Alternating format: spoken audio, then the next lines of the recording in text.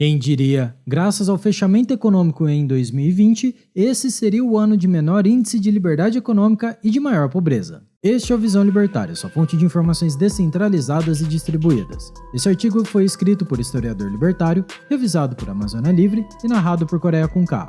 O Brasil República sempre foi um país com pouca liberdade econômica. Sequer se pode afirmar que houve algum mero traço de capitalismo desde que os generais tomaram o poder em 1889. Pelo contrário, impera uma mentalidade de governo intervencionista e paternalista, que deve atuar como propulsor da economia por um lado e como papai benevolente com políticas sociais por outro. O fato é que sempre dá para piorar, e realmente houve uma piora no ambiente de negócios, o que já era de se imaginar, devido às restrições sanitárias a partir de 2020. Isso fez com que o nível de liberdade econômica tenha tido o pior índice de toda a série histórica em 2020, e começou a ser medido em 2003. Esse dado foi revelado por um artigo produzido pelo Instituto Millennium, graças a uma parceria com pesquisadores do Índice Mackenzie de Liberdade Econômica Estadual. O resultado encontrado pelo estudo foi que o ambiente de negócio das unidades federativas do Brasil ficou 36% pior do que em 2003, em média. E é necessário destacar que a pesquisa foi estruturada na verificação de 3 componentes: gastos do governo, tributação e regulação e liberdade nos mercados de trabalho. No ano de 2003, numa classificação que ia de 0 a 10, a nota média dos estados brasileiros para a liberdade econômica estava em 6,34. Já em 2020, no auge das restrições ao setor privado graças ao Fique em Casa, a nota média caiu para 4,06. Dado este que confirma uma redução de 36% na média dos estados brasileiros. O artigo, que analisa de forma individual os estados num período de 6 anos, chegou à conclusão que o pior índice de liberdade econômica se enquadra no estado de Alagoas. No início de 2014, a nota alagoana estava em torno de 6,55. Já em 2020, devido às restrições, caiu para 3,01. Isso representa uma variação negativa de 54,1%. No entanto, São Paulo foi o estado que se manteve melhor durante o período. Em 2003, a nota do estado era de 5,23. E mesmo em 2020, com as restrições ao mercado, ele conseguiu se manter em 5,19, o que representa uma pequena queda de 0,8%. Infelizmente, após a tragédia do governo Dilma, que levou a uma recessão entre 2015 e 2016, as restrições de 2020 só fizeram as unidades da federação perderem os pontos que tinham recuperado ao longo do tempo. As políticas adotadas para combater a crise sanitária tiveram como efeito o empobrecimento geral da população, com o aumento da participação do Estado na economia. O setor privado, que não só sustenta o governo como também é gerador de empregos, bens e serviços, teve um grande encolhimento. O brasileiro, o cidadão comum, saiu perdendo. Ficou ainda mais pobre. Sabemos que o motivo da inflação ter aumentado consideravelmente nos últimos anos devido às ações precipitadas de fechamento de vários setores do mercado associado à impressão desenfreada de dinheiro. O que você acha que poderia acontecer numa situação em que todo mundo tem dinheiro e não há coisas para comprar? Pois é, as coisas têm que aumentar de preço. É o axioma da oferta e demanda funcionando. Por favor, alguém avisa os políticos que as coisas caem para baixo. E o governo, que já estava endividado, teve perda de arrecadação e ainda aumentou seus gastos para subsidiar pessoas que foram impedidas de trabalhar. Caramba, que conta é essa? Não tem como fechar. Mas não tema, amiguinho, o Estado detém o controle da moeda. Ele pode operar o milagre da multiplicação de papéis coloridos que não valem nada. Bota um carimbo, um selo, a marca d'água e empurra essa batata quente em você. Mas a consequência inevitável era que a conta uma hora iria chegar aos pagadores de impostos.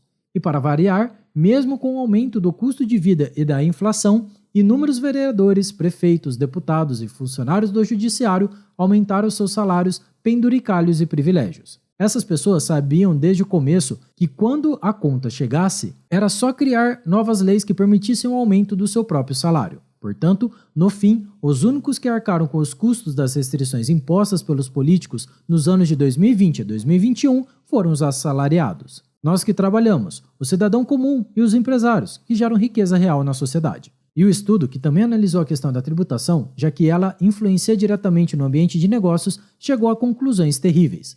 Em 2003, a nota do peso dos tributos na renda das unidades federativas era 6,25. Já em 2020, a nota caiu para 1,30, o que revela uma drástica piora que representa que os tributos passaram a pesar ainda mais no orçamento das famílias. A pesquisa também avalia que a solução para o aumento real da liberdade econômica seria atuar na implementação de políticas que promovam um ambiente de negócios favorável. Algumas dessas políticas são redução da carga tributária, reformas regulatórias, investimentos em infraestrutura, como concessões para o setor privado, fomento à inovação e às startups.